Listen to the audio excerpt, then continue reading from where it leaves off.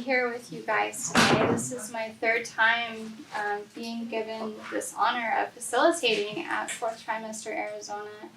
And the mission of this organization is really close to my heart, being a home birth midwife and also being a mother myself. And the 4th trimester is, for many, a very challenging time.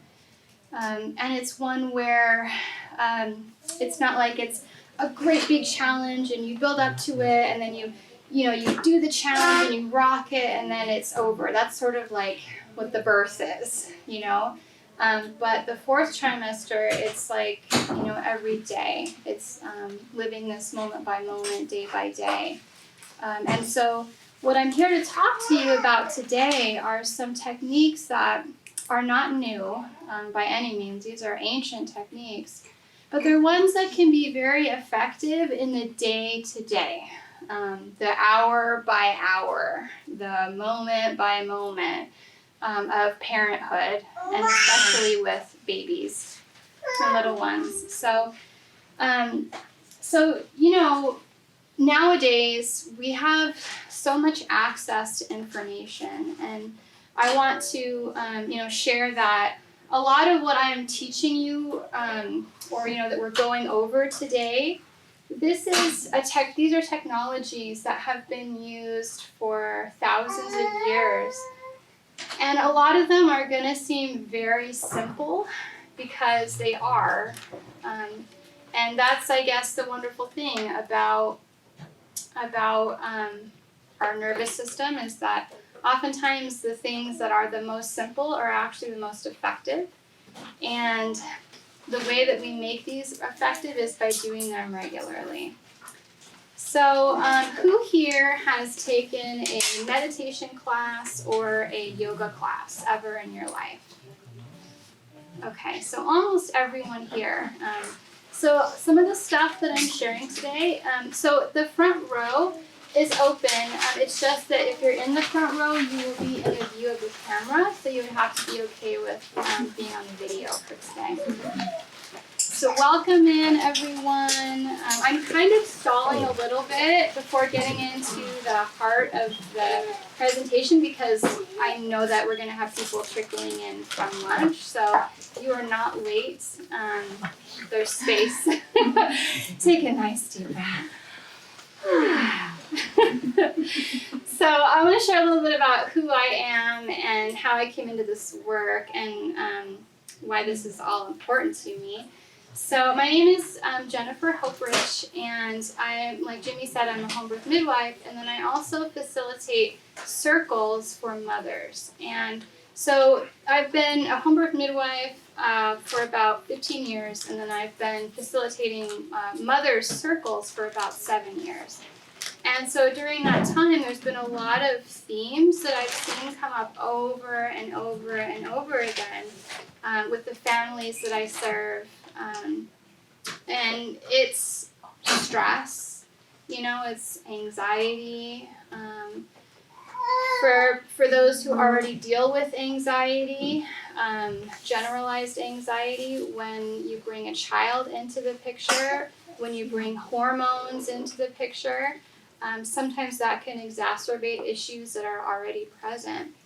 And so the techniques that I'm going to be sharing about today are ones that I talk about with my midwifery clients, ones that I talk about in the Magical Mama circles that I facilitate.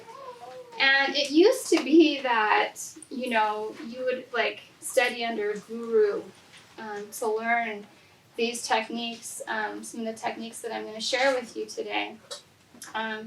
So, you would study for, 20 years, or longer before you became a master where you would be able to share these techniques.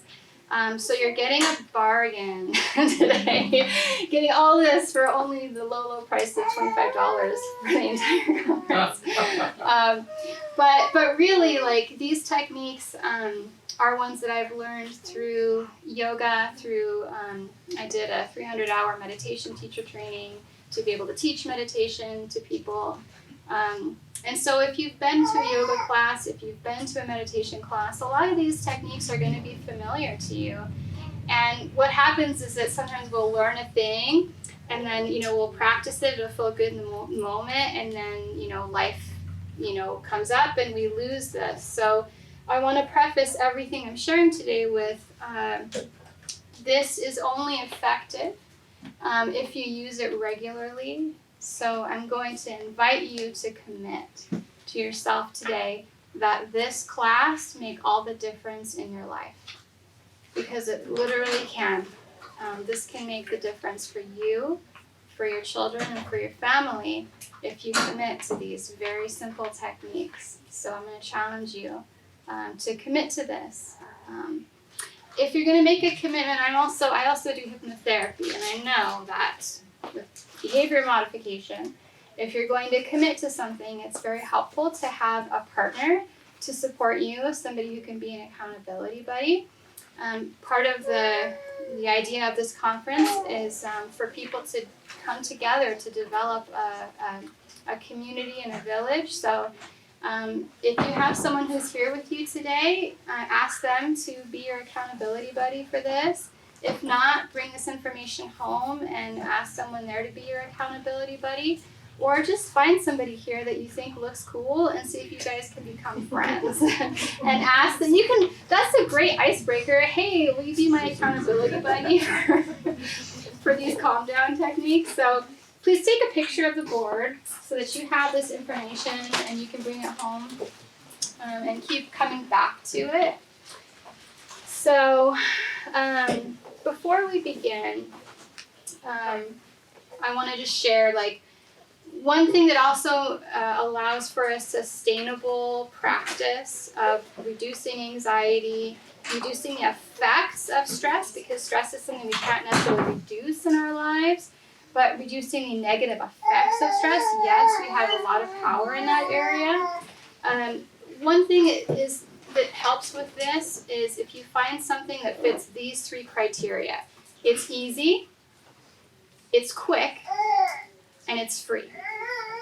So all the techniques that we're going to be talking about today meet those 3 criteria, and my hope is that that's going to help this to be sustainable for you.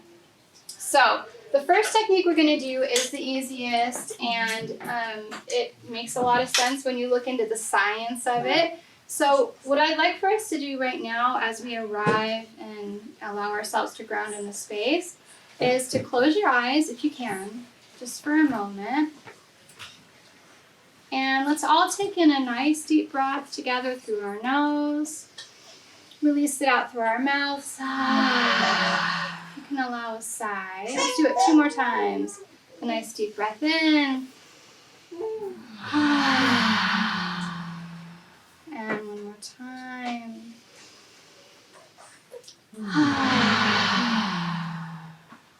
And when you're ready, you can allow your eyes to gently open. So we're in a new environment here. We're all coming together. There's a lot of energy in the room. But I wonder if any of you felt a little bit more relaxed just after that 45 seconds. Feel that? Okay, awesome. So it's amazing what happens when we can use the body to help ourselves in these really simple ways. So taking a nice deep breath. So fight or flight, when we're talking about the autonomic nervous system, we have the sympathetic nervous system and the parasympathetic nervous system. The sympathetic nervous system gets activated when we are in danger, when we perceive that we're in danger, actually is more accurate. So, if we see a tiger out in, Walmart, we're going to freak out and we're going to need to run away. And so what happens in our body is our blood starts pumping into our extremities. So our heart starts beating fast. And it pumps blood into our arms and legs. So we can run away, we can punch the tiger out, whatever is needed. And also our breathing rate to accommodate that blood flow being dispersed quickly into our extremities increases. So our breathing rate increases. So this all happens naturally and physiologically in our bodies. And we live in a culture now where we're not encountering tigers in the jungle or at Walmart or anywhere. Hopefully, if you have, I'd love to hear the story.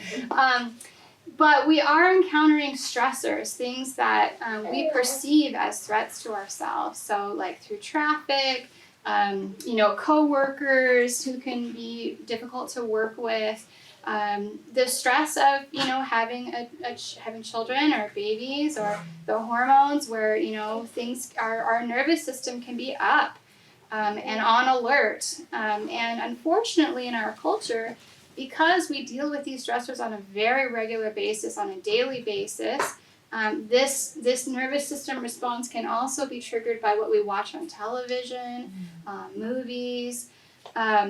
So because we run like this so consistently, our bodies in the United States, our bodies have a difficult time moving from this fight or flight response, which is all about survival, brings our body quick energy and strength.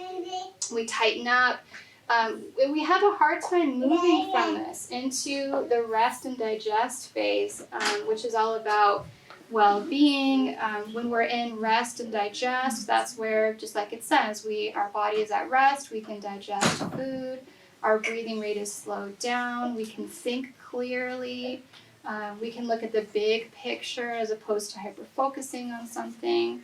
So in our culture, because of media, because of this high stress, because of go, because of dog eat dog, because of whatever you want to focus on, what's contributed to this, we got it. And so these are some techniques to help us to move from the fight or flight, where all of our blood is going to our extremities, where we're tensing up, where our breathing is shallow, to the rest and digest for well-being. And that's how our body heals. Our body heals when we're in rest and digest. This is when we can take a nice breath and look at the big picture. Is this really worth yelling about right now? No, it's actually not. Am I in physical danger right now? Am I in mortal danger? No, I'm actually not. So how can I tell my body that so that I can relate more lovingly, more gently, more compassionately to myself, to my family, my children, my coworkers, my friends, and the world at large. So that's what this is all about today.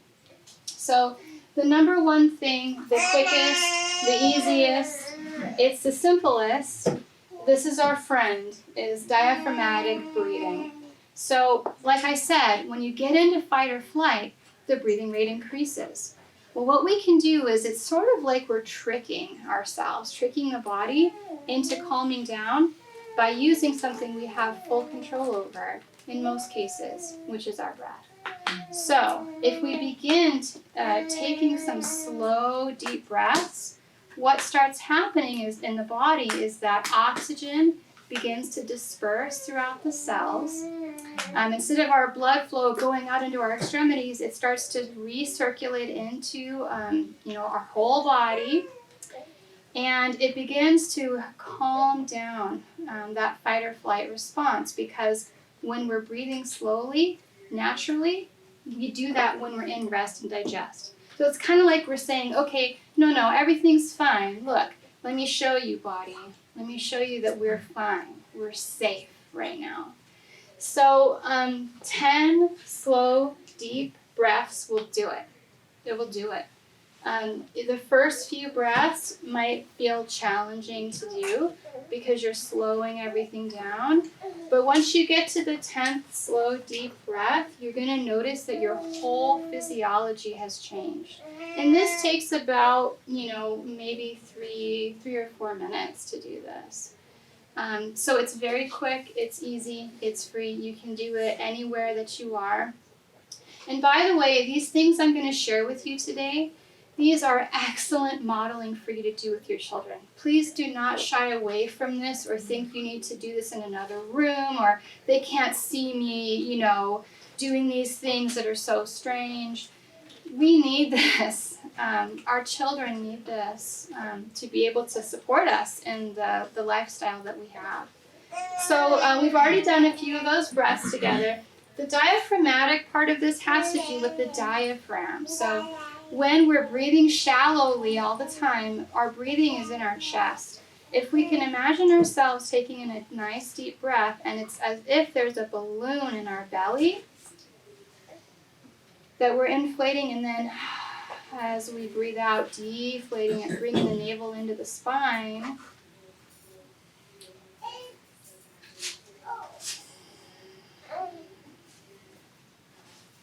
As we focus on our breathing like that, like I said, you'll start to notice a physiological response right away. I say 10 because that will allow us to go through an entire cycle of that, and you'll start to have that oxygenation showing up in the bloodstream. And it's going to just support that. It kind of like is a snowball effect in a good way, where it really starts to help with slowing the breathing down even further. So this is number 1. If you come away with only this today, this is it. This is literally all you need.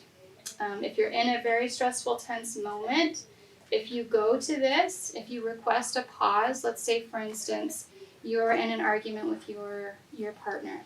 If you request some breaths, like, okay, let me just slow down for a second. Let me just take some breaths.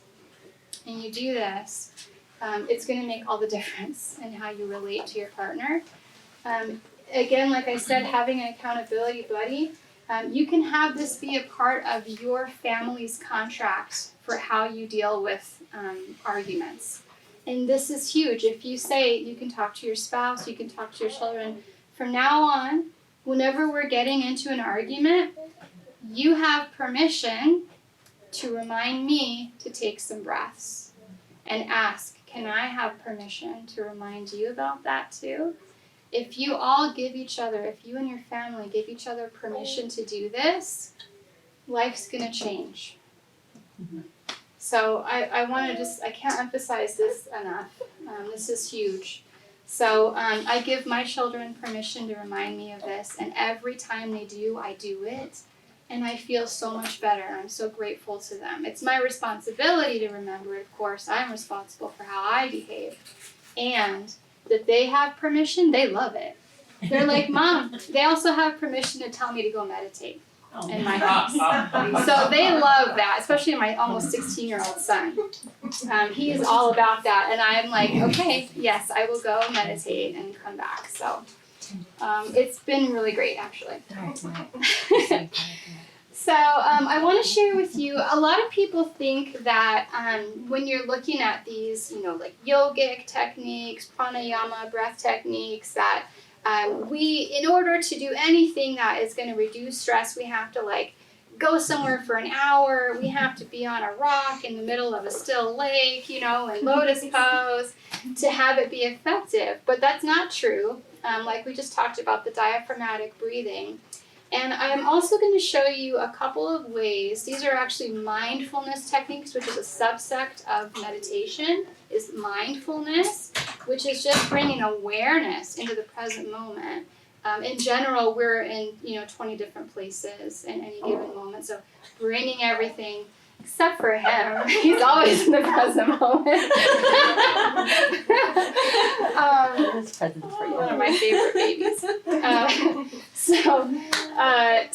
But that's actually not true. We can use these techniques to bring our inner world into peace and calm, and we can even use our external world to bring peace and calm for ourselves. So I'm going to guide us in our second technique we're going to look at today, which is mindfulness. And this one is called the mindful body scan.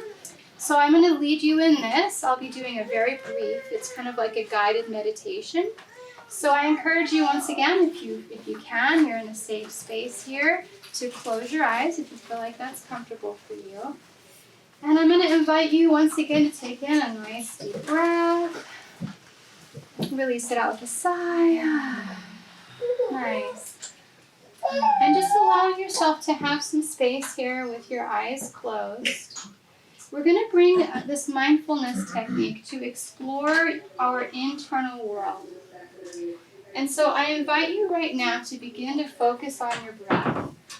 Not needing to control it in any way or manipulate your breath, but just bringing your focus and your attention to how you are already breathing. Feeling the breath as it enters your nose. Feeling it as it exits, whether that's from your nose or your mouth. Also feeling your chest, noticing how your chest, even if it's very slight, it begins to rise and fall with this breath. And allowing yourself to really tune into your body and how it feels as your body is breathing.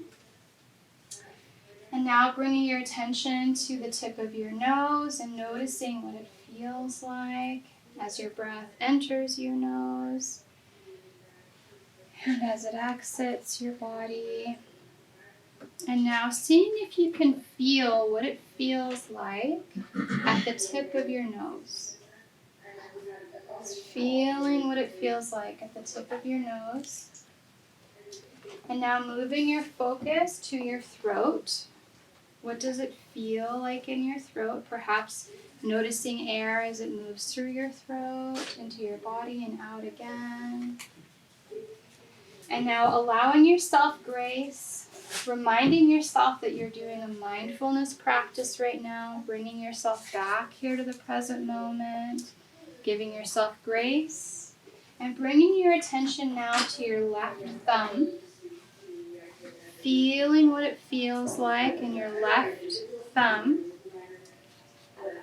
and now to your right toe, feeling what it feels like in your right toe, and now to your left toe, bringing your focus and your attention in this mindfulness exercise to your left toe, now to your right thumb,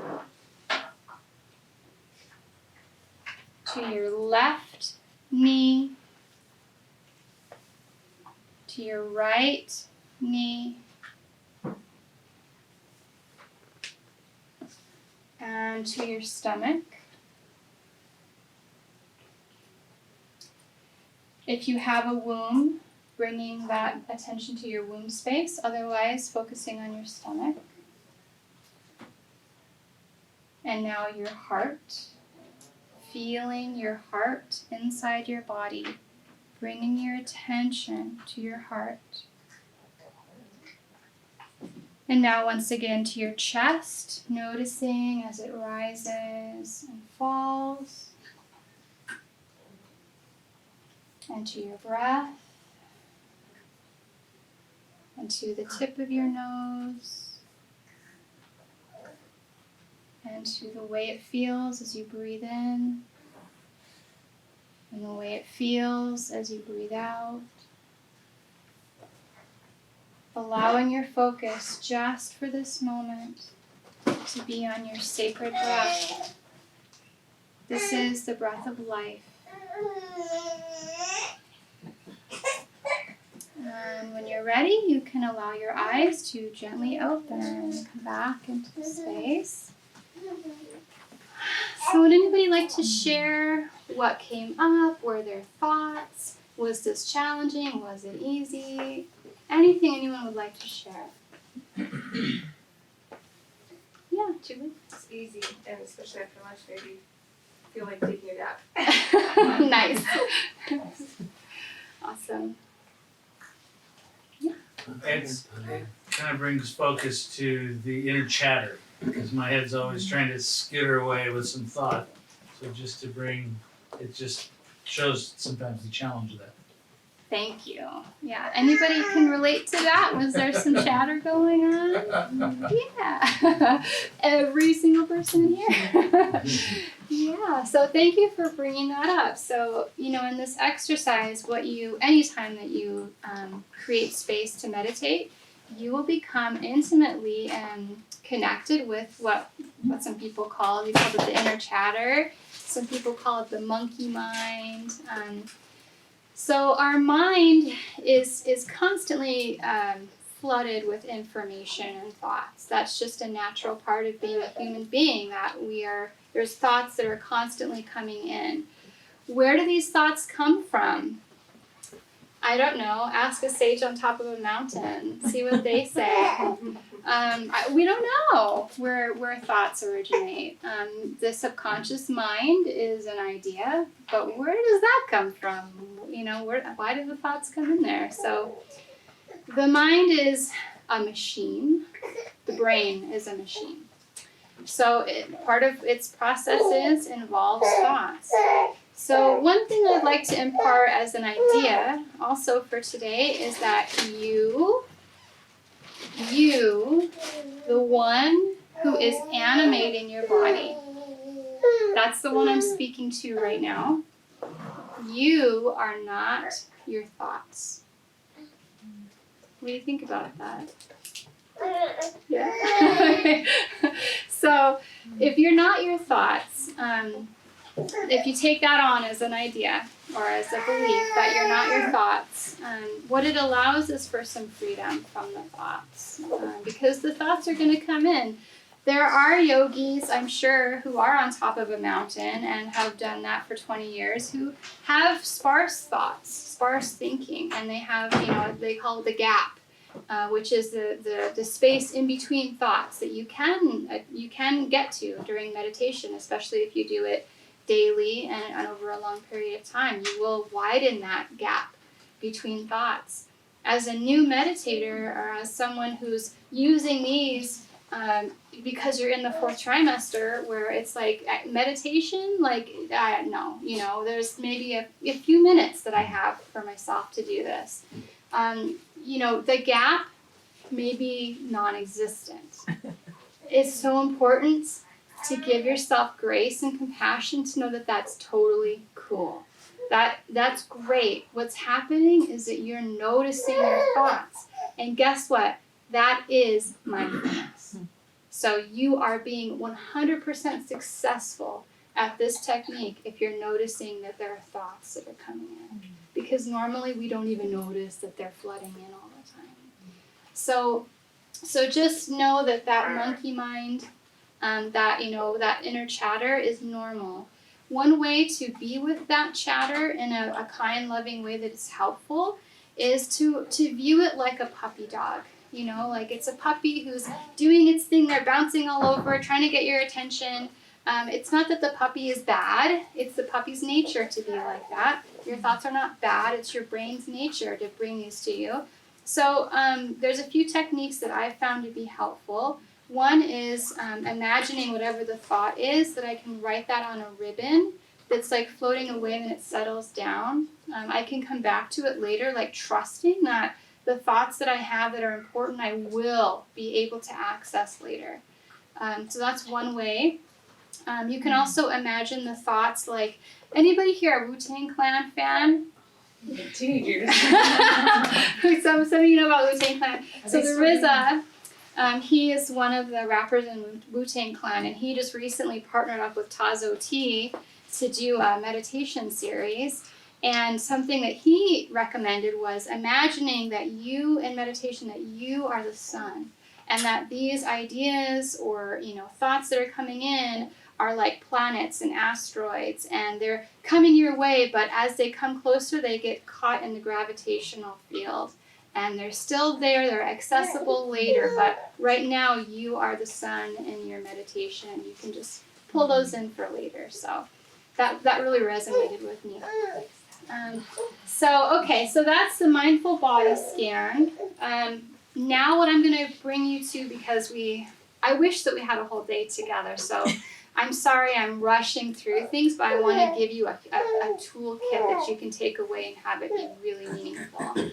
So we looked at the internal world with our last exercise, the mindful body scan. So we're going to move now, because I think for a lot of us we think, well, it's the external world that is stressing me out. How could I possibly look at the external world for relaxation or to lower my stress response? And my answer to that is that it's all about how you interpret things. Your perception is your reality. So, because that is true, check this out. 99% of the time, You know, of course, if you were in a profession like, you know, if you are an EMS technician or, you know, something like that, certainly this is going to be different. But for most of us, 99% of the time, we are not actively managing an emergency.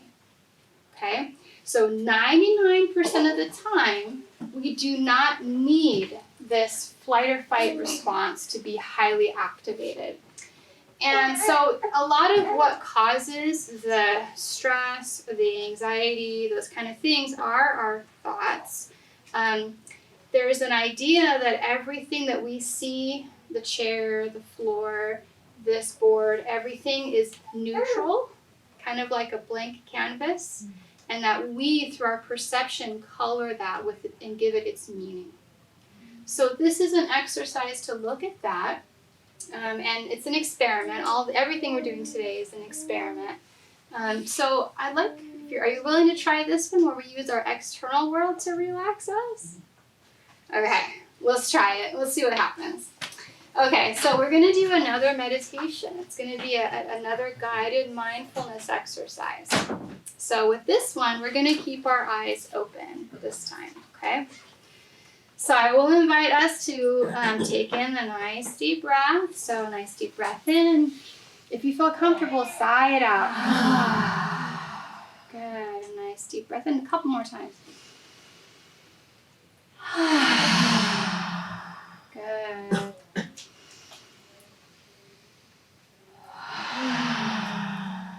Beautiful.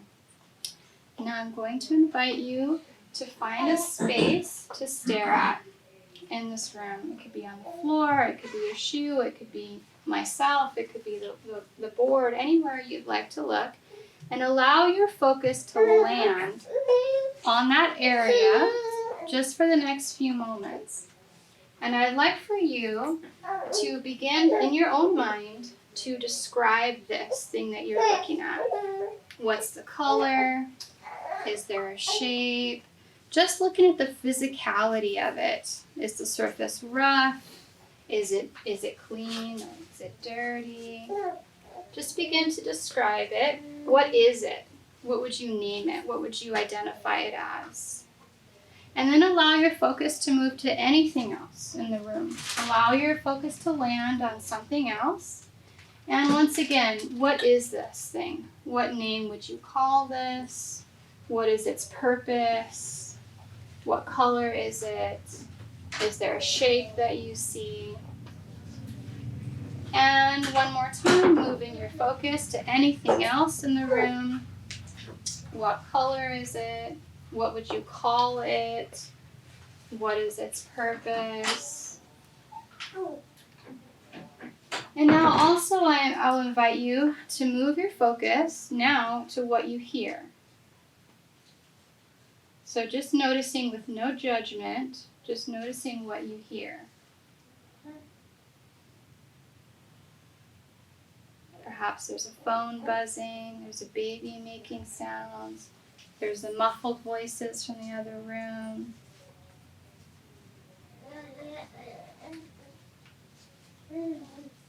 Again, with no judgment, just allowing your focus to really take in what are you hearing. Can you become more sensitive?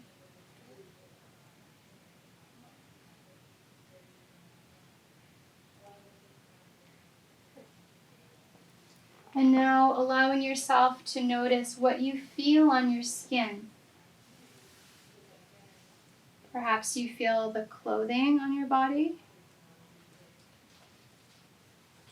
Perhaps there's an itch.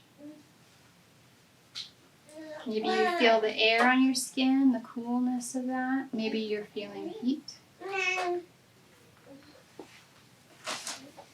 And now you can take your focus. Is there anything that you smell? Anything that you taste?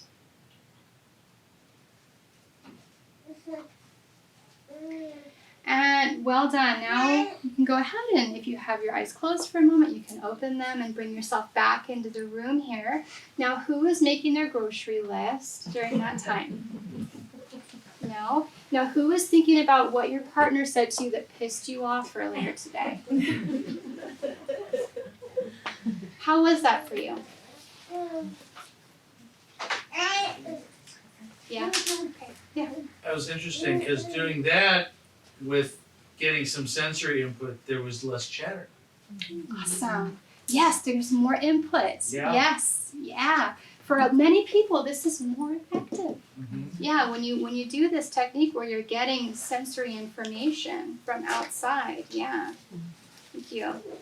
Now, oh yes. I just wanted to say I was surprised how quickly I felt I got better at it. Like by the time we got to the third object, I was really already able to look at it in a different way than I looked at my first object. Wow. And I was impressed by how quickly that happened. That's awesome. It's a great observation. Yeah, that is true. When you do these techniques regularly like this, you can get really good at them really fast.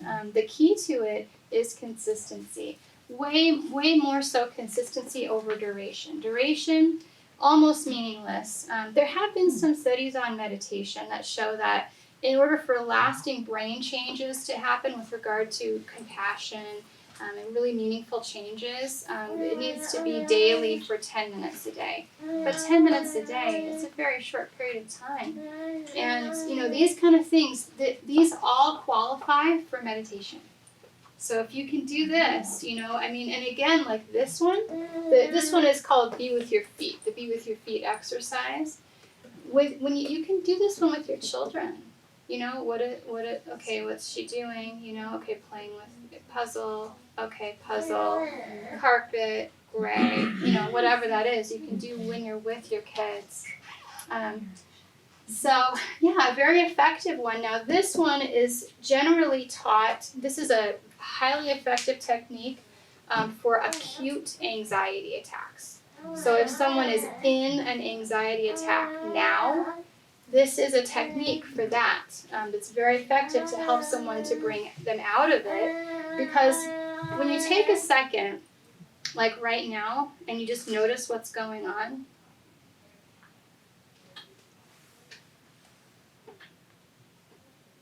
not a whole lot going on right now.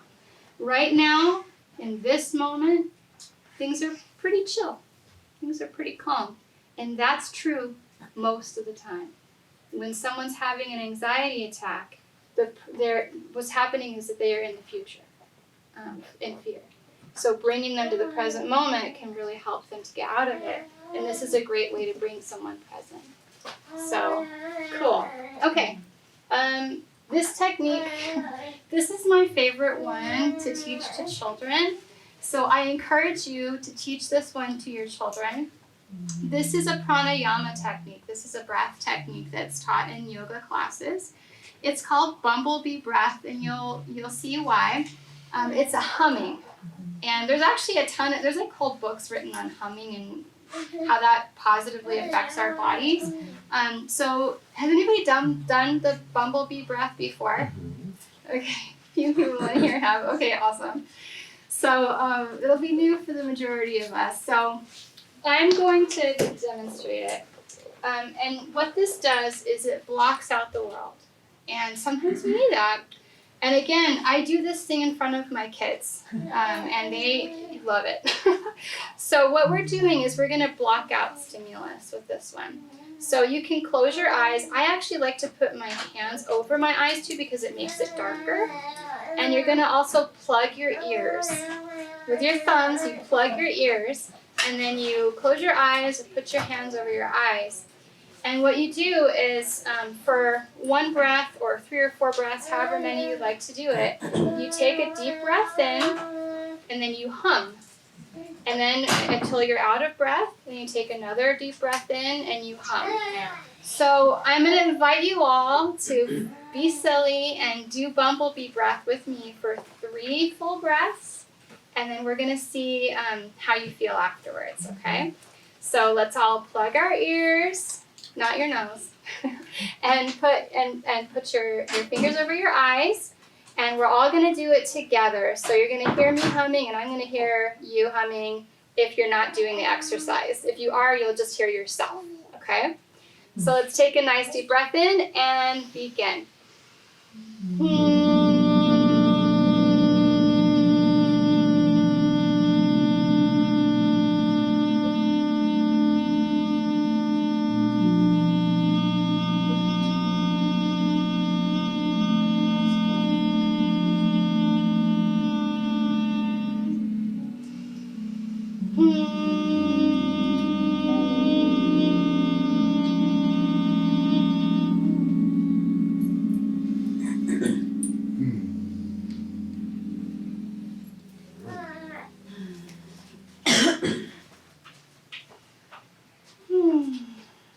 How does everybody feel? A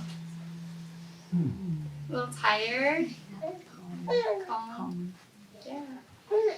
It's amazing how that sound reverberates in your head, isn't it? It's like really loud in there, but yeah. It was very isolating when I couldn't hear anything, I couldn't see anything. When you described it, I was like, no. But it was. Like, it wasn't just me. There was nothing else. Yeah. Yeah, thank you. Yeah, she was sharing that it was isolating, where it was like when she was doing it, she really felt like it did shut everything else out. And sometimes we need that. This is an excellent reset. So if you have like, you know, the thoughts that keep running and running and running and running, if you're in like the same old, you know, conversation with yourself about something, maybe you're judging yourself, you know, whatever that is, this is an excellent, it's like pushing the reset button, and it's very effective, so, yeah, okay, I just have a couple more minutes, so I want to share another one that's really effective is dance. So there was a study that was done on depression, and it was a study, the study was funded by Zoloft, which is a popular antidepressive drug. And what they did was they have to have a control. And so Zoloft, so they had, some of the participants were taking the Zoloft medication. They made sure they were taking it every day. They were taking it as prescribed, all that stuff. Then the other group was doing daily morning exercise for 30 minutes a day. And they made sure that group was doing it every day. It was at least 30 minutes. Like there was, you know, they were making sure that it was done as prescribed. What they found at the end of it was that, yeah, the people who were taking Zoloft, for the most part, they had a reduction in their symptoms. And the group that was doing the daily morning exercise, what do you think they found with them? The same. They had almost the exact same improvement rates. And so it's consistency. So one way that I have found to have daily morning exercise be consistent is if you dance. It's something you can do with your kids. They love it, actually. They will love this bonding time with you. You can put on some energizing music. 2 songs will do it, you know, so that'll give you, you know, like 6 or 7 minutes of dance.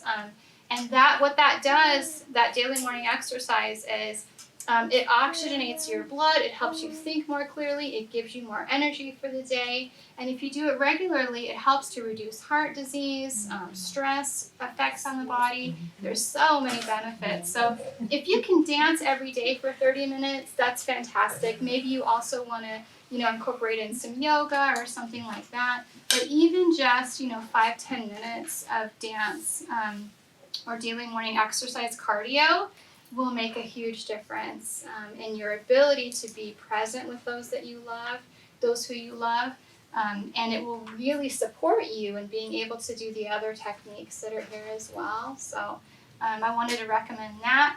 And then the last one is guided meditation. And we did a couple, I guided you today in a couple meditations. But there's tons, now guided meditation has become like its own wellness modality.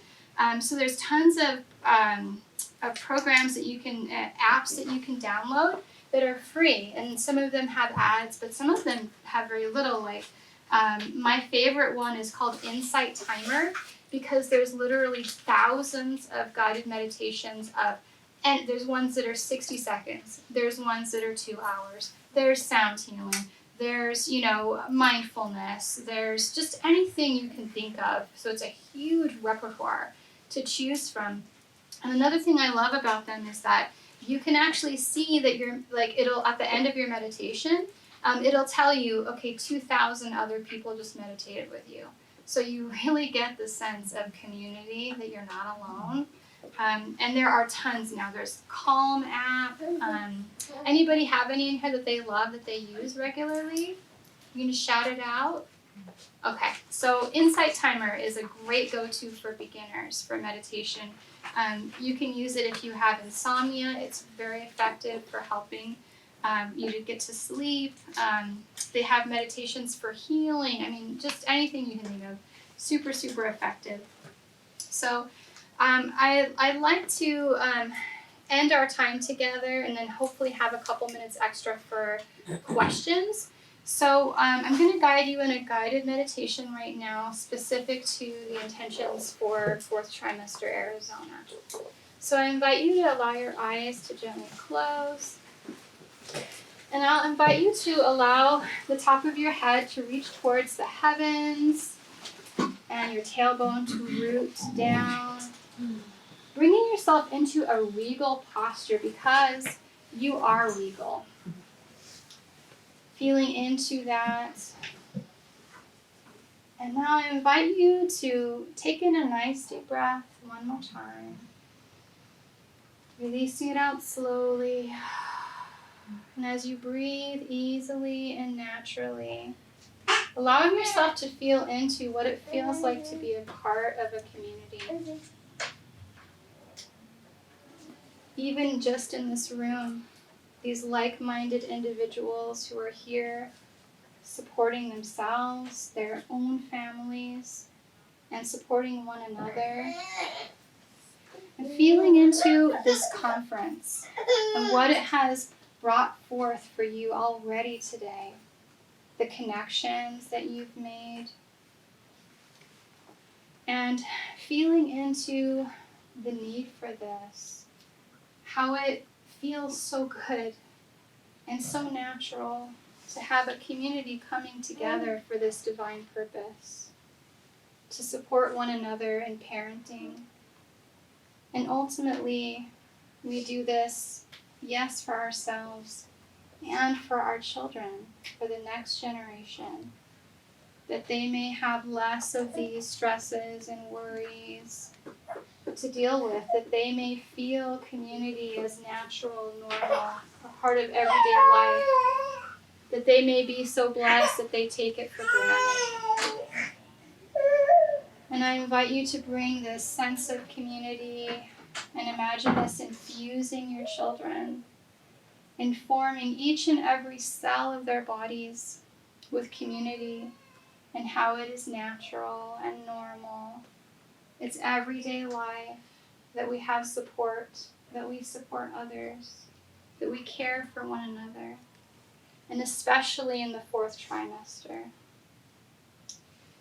And now bringing this energy out to our community at large, that this may permeate all the cells and every body, especially those who make decisions on behalf of the people, those who are in positions of authority within the business world, that the 4th trimester may be supported really, truly. And in all areas of life, the political realm, community areas, personal, family, all areas of life, that this mission is fulfilled. Feeling what it feels like for our entire community to support this mission, to understand this mission, and noticing the seeds that begin to grow and blossom as we continue to share this message with those who we love, with co-workers, with friends, and imagining now a world in which the 4th trimester, parenting, the connection with our children and each other is prioritized and normal, healthy, and good. And now allowing this vision to gently, slowly, and easily fade into the future where it belongs, but not too distant future. And when you're ready, you can allow your eyes to gently open as you take in a nice deep breath and release it out, joining back together.